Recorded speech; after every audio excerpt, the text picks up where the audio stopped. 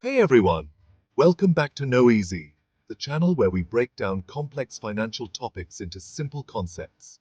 Today, we're diving into something that can sound intimidating, but is actually pretty straightforward once you get the hang of it: accounting for investments in financial statements.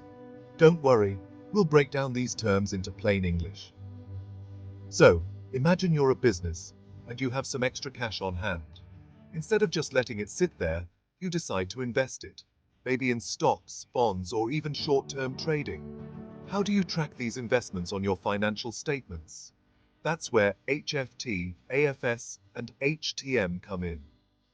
Held for trading, HFT, or fair value through profit or loss, FVTPL. Let's start with held for trading, or as it's now called under IFRS, fair value through profit or loss, FVTPL. This category is all about assets that you're planning to buy and sell in the short term. Think of it like day trading. You want to take advantage of quick price movements to make a profit. With FVTPL assets, you record them at their fair market value, which just means their current price. Any gains or losses from changes in that price go directly into your income statement. This way, they affect your profit or loss immediately. So, if a stock you bought goes up in price, that gain shows up as profit right away. But if it drops, the loss is also recorded right away. It's all about reflecting the short-term nature of these investments. Available for sale, AFS, or fair value through other comprehensive income, FVOCI. Now, let's move on to available for sale, which has been rebranded as fair value through other comprehensive income, or FVOCI. Unlike FVTPL, this isn't about quick buys and sells. AFS, or FVOCI, investments are for when you want to hold on to an asset for a bit longer, but you're not totally committed to keeping it forever. Here's the difference. Gains or losses from FVOCI investments don't go straight to your income statement. Instead, they're recorded in a separate section called Other Comprehensive Income, or OCI for short. So, they impact your equity, but don't immediately affect your reported profit. This is useful because it means temporary changes in asset prices don't make your income statement look too volatile.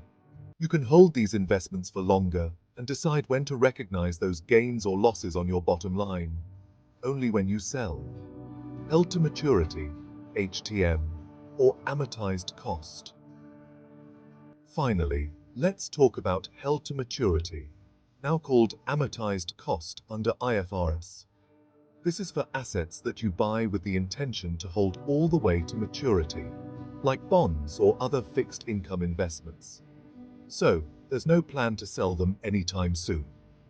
These assets are recorded at their amortized cost, which is basically their purchase price adjusted slightly over time. Market price changes don't affect them. The only income recognized on these assets is the interest or periodic payments you get, which go right to your income statement. This approach makes sense because with HTM investments, you're holding on until they mature. So short-term price changes don't really matter. You're just focused on getting the income over time. All right, let's do a quick recap to keep it all clear in our minds. FVTPL is for active trading. Changes in value hit your income statement right away. FVOCI is more stable, with gains and losses going to other comprehensive income until you decide to sell. And HTM, or amortized cost, is for long-term holds where only the income is recognized in the income statement, not price changes. It's not just about numbers, it's about telling the story of how you're managing your investments.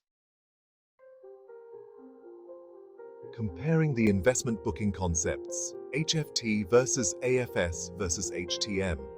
Think of it like this. HFT is short-term trading, quick profits, results shown on the income statement. AFS is longer-term holding, potential for gains or losses, results shown in other comprehensive income. HTM is long-term holding, steady income, results shown on the income statement. Each method has its own risks and rewards. HFT can bring quick profits, but also carries higher risks. AFS offers more flexibility, but gains and losses can fluctuate. HTM provides stability, but might miss out on quick gains. Why should you care about these accounting terms? Understanding HFT, HTM, and AFS helps us make sense of a company's investment strategy. It's like reading the fine print before you invest your hard-earned money. By looking at how a company classifies its investments, we can get a glimpse into their risk tolerance, their long-term goals, and their overall financial health. It's all about making informed decisions and protecting your financial future. Remember, knowledge is power. The more you understand about these accounting methods, the better equipped you'll be to navigate the world of investing. Now, why does all this matter? Well, these categories give a more accurate picture of your financial health. By separating short-term and long-term investments, investors and analysts can see how much risk you're taking on and how it's affecting your profitability. And that's it for today's breakdown of HFT, AFS, and HTM in accounting, or as they're now called, FVTPL, FVOCI, and amortized cost. If you found this helpful, don't forget to hit that like button and subscribe to Knoweasy YouTube channel for more simple explanations of complex topics. See you next time, where we'll continue making finance easy to understand.